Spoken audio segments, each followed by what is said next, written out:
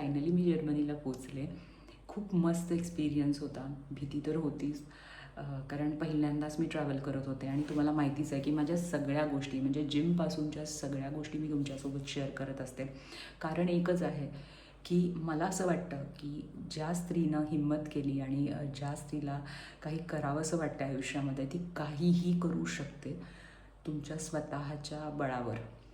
हा माझा एक्सपिरियन्स आहे. मी तुम्हाला कुठे वाचून वगैरे सांगत नाही आहे, कारण मी कधीसुद्धा असा विचार केला नव्हता की मी इतक्या लवकर जाईन, पण इतक्या लवकर आणि तेही एकटी ट्रॅव्हल करेन जर्मनीपर्यंत.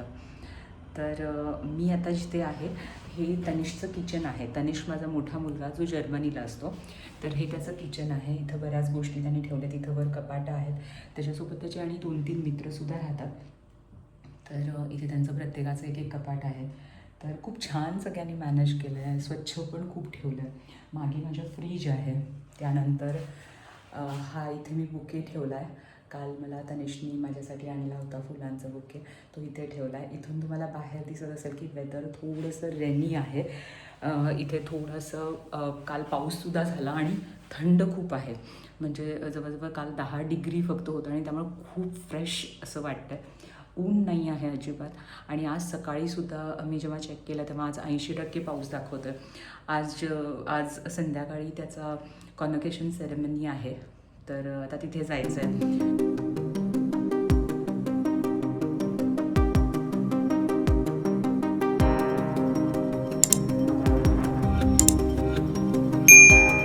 इथलं जी टायमिंग आहे ते साधारण 3.5 तास मागं आहे. तर नेहमीसारखं मी लवकर उठून खटपट माझं सकाळी उठून चालूच आहे, कारण की तिथे पण तुम्हाला माहितीच आहे सवय पडली आहे मला सकाळी लवकर उठायची आणि काय करायचं कळत नाही, कारण मुलं अजून झोपली आहेत. तर दुसरी गोष्ट काय आहे माहिती का, मी तुम्हाला खास आज काहीतरी बोलण्यासाठी हा व्हिडिओ केला आहे. आजचा हा पूर्ण ब्लॉग तुम्हाला बघायला मिळणारच आहे, पण तुम्ही ना माझ्या व्लॉगमध्ये नेहमी बघत असता की मी बऱ्याच गोष्टी शेअर करत असते. मी जिमला गेल्यावर काय करते, जिममध्ये मी कसा एन्जॉय पण करते, त्याबरोबर एक्सरसाइज पण करते. आणि त्या एक्सरसाइजचा तुम्हाला एक छान इफेक्ट सांगते. आज जेव्हा काल जेव्हा मला तनिष न्यायला आला होता ना, त्यानं बघितल्याबरोबर मला सांगितलं, मम्मा कसली बारीक झाली आहे तू. आणि हा जो अनुभव आहे, हे जेव्हा आपली मुलं आपल्याला म्हणतात की किती फिट दिसतेस, किती छान दिसतेस, तर तो एक आनंद ना वेगळाच असतो. जिमला जाणं पण काही सोपी गोष्ट नाही आहे. खूप एफर्ट्स घ्यायला लागतात. तर बऱ्याच गोष्टी आपल्याला मॅनेज कराव्या लागतात. घर मॅनेज करावं लागतं, लवकर उठावं लागतं. इतक्या सोप्या गोष्टी नाही आहेत. तर म्हणून मी छोट्या छोट्या गोष्टी, माझा छोटा छोटा आनंद तुमच्या सगळ्यांसोबत शेअर करत असते. तर कालचा ट्रॅव्हल ब्लॉगसुद्धा तुम्ही जर बघितला नसेल, तर कोल्हापूरपासून इथे येऊपर्यंत मी कसं मॅनेज केलं, कारण की ही माझी पहिली टूर आहे इंटरनॅशनल. आणि मला खूप भीती वाटत होती, खरं सांगते. 15 दिवस खूप टेन्शनमध्ये गेले माझे. पण मी जेव्हा इथे पोचले ना, तेव्हा असं मला वाटलं की बस, आता मी आयुष्यात काहीही करू शकते. तर मला असं वाटतं की प्रत्येक स्त्रीनं अशी हिंमत करावी.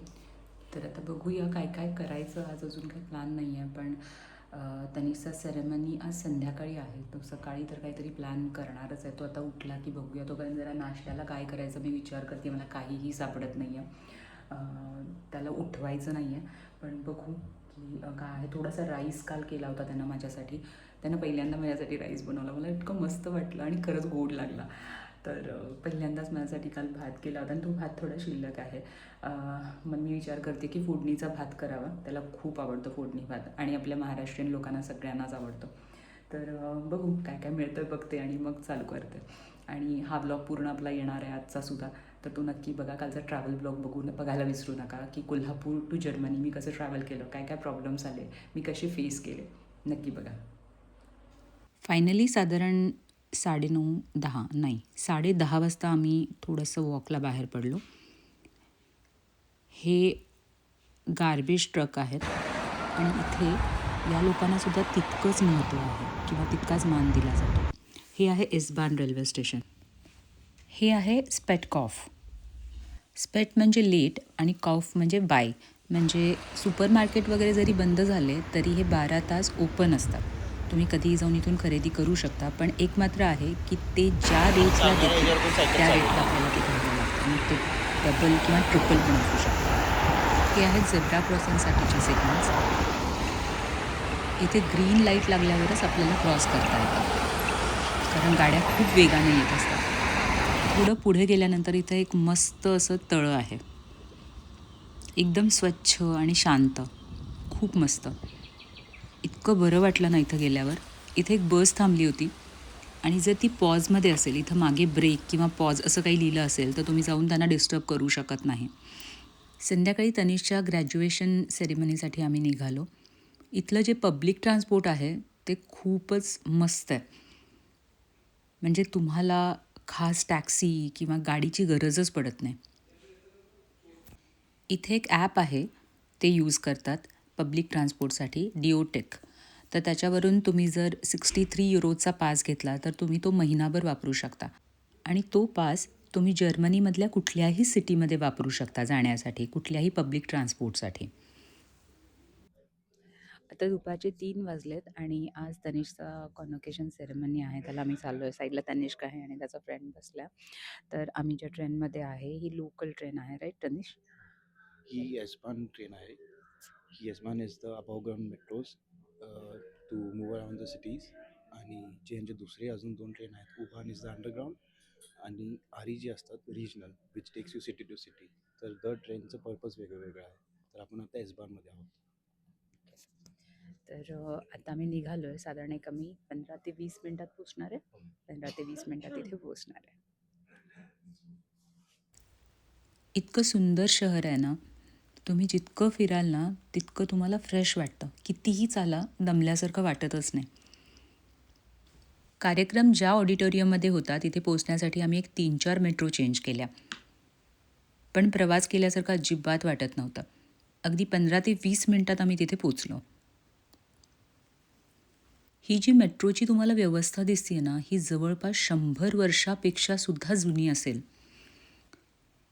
त्यांचे रूल्स खूप कडक आहेत, पण सगळेजण तितकेच व्यवस्थित फॉलो करतात. आपल्याकडे मात्र सरकारलाच नावे ठेवली जातात आणि आपण कितपत आपले जे रूल्स आहेत ते फॉलो करतो याचा विचार आला माझ्या मनात खरोखर. अगदी येणाऱ्यांनी कुठून यावं, जाणाऱ्यांनी कुठून चालावं, सायकलिस्टनी कुठून जावं, यासाठी सगळ्यासाठी व्यवस्थित रूल आहेत आणि व्यवस्थित सगळे फॉलो करतात. मास्टर्सची डिग्री घ्यायला काही जण आपले पेरेंट्ससोबत, काही मित्रमैत्रिणींसोबत आले होते. सगळेजण मस्त फोटो वगैरे काढून घेत होते. सेरेमनी थोड्याच वेळात सुरू होणार होता. माझ्यासोबत तनिषचा फ्रेंड होता संजय, त्याच्यासोबत मी जाऊन बसले आणि तनिष आवरण्यासाठी गेले. अगदी 15 ते 20 दिवसापूर्वी आमची चर्चा झाली होती. तनिषने सांगितलं की असा असा सेरेमनी आहे आणि तुम्ही दोघेसुद्धा या. आणि आज मी इथे होते. खरंच पटतच नव्हतं. Feeling happy. Let's do that. Might seem crazy, but I'm about to say, sunshine is here, you can take a break. I'm a hot air balloon that goes space. With the air like I don't care, baby, by the way.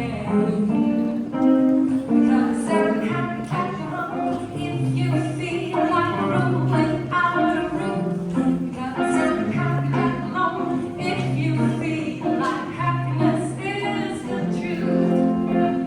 Clap along if you know that happiness is with you.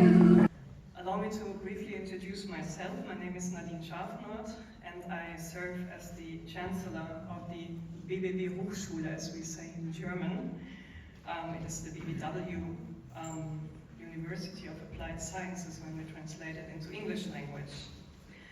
Standing here and looking out across the room, I realize that I likely have the most beautiful and impressive panoramic point of all of us.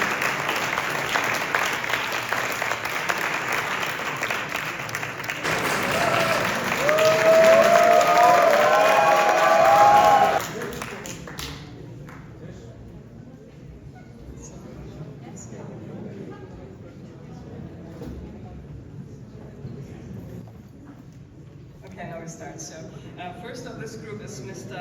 Aturei. Congratulations for finishing your studies.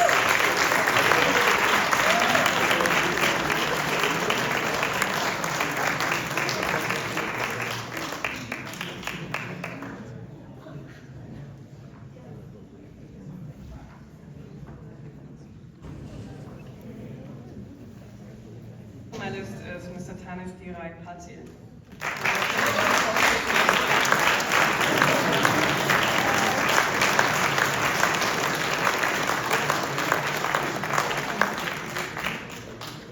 My mama said he got mellow in him. He's got me feeling ooh. I knew it when I met him. I loved him when I left him. He's got me feeling ooh. And then I had to tell him I had to go. Na na na, Havana, half of my heart is in Havana. He left me back in East Atlanta, but now my heart is in Havana. My heart is in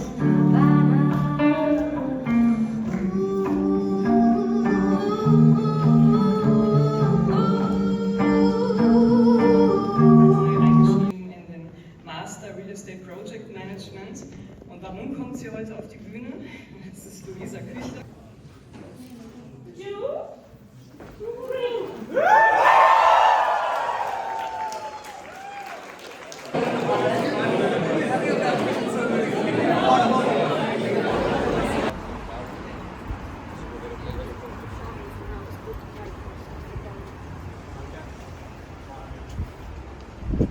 आत्ता आपण आहे उंटडेन लिंडनमध्ये आणि इथले roads वगैरे खूप clean आणि सुंदर आहेत आणि मी जे तुम्हाला आता एक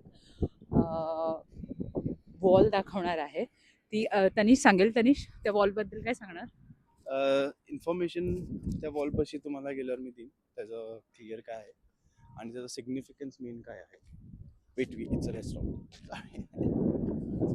सो तिकडे गेल्यावर मी तुम्हाला त्याचे डिटेल्स किंवा as per my experience I let you no.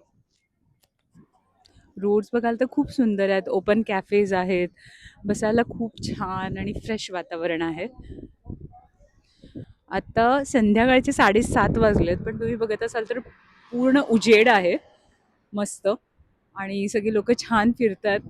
इथे तुम्हाला 60 वर्षाचे 75 वर्षाचे जे वृद्ध लोक आहेत ना ते पण काम करताना आणि निवांत एकटे चालताना दिसतील. आपण काय करतो, 40शी झाली आहे म्हटल्यावर लगेच आपण म्हणतो की वय झालंय.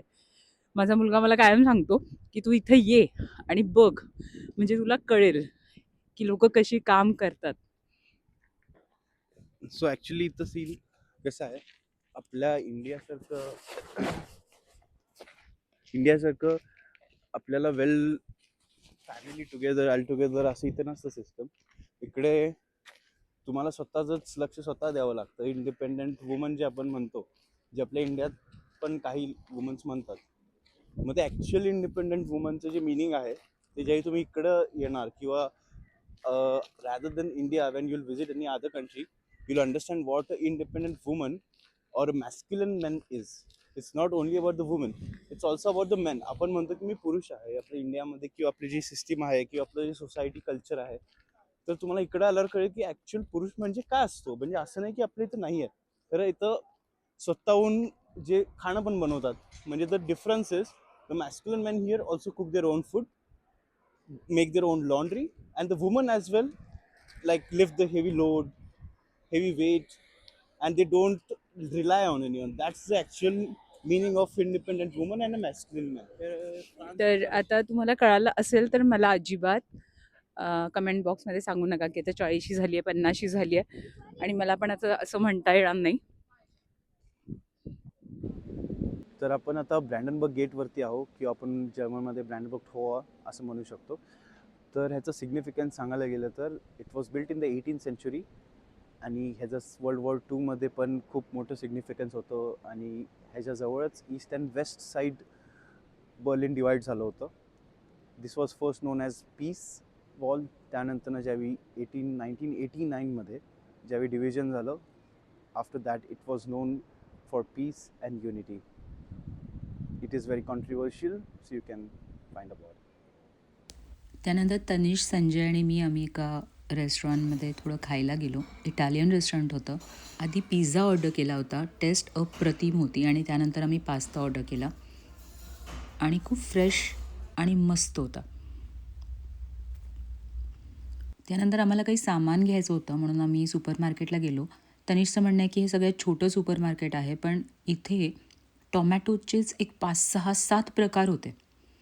चेरी टोमॅटोजपासून वेगवेगळे सगळ्या टाईपचे टोमॅटोज तुम्हाला इथे बघायला मिळतील आणि मला हे खूप जास्त मस्त वाटलं म्हणून लगेचच मी व्हिडिओ घेतला. इवन काकडीचे प्रकार, सॅलेडमध्ये तुम्हाला बरंच काही इथं मिळून जातं आणि बायकांना भाजी दिसली की बस, बाकी काही नको, नाही का? तर हा माझा दुसरा व्हिडिओ होता. याचा आधीचा ट्रॅव्हलिंगचा व्हिडिओ जो आहे कोल्हापूर टू बर्लिन, तो सुद्धा मी पोस्ट केला होता. तुम्ही जर पाहिला नसेल तर नक्की पाहून घ्या आणि यासारख्या आणखी व्हिडिओसाठी मला फॉलो करायला विसरू नका. इथे सनसेट 9 वाजता होतो आणि त्यानंतर आम्ही घरी पोचलो.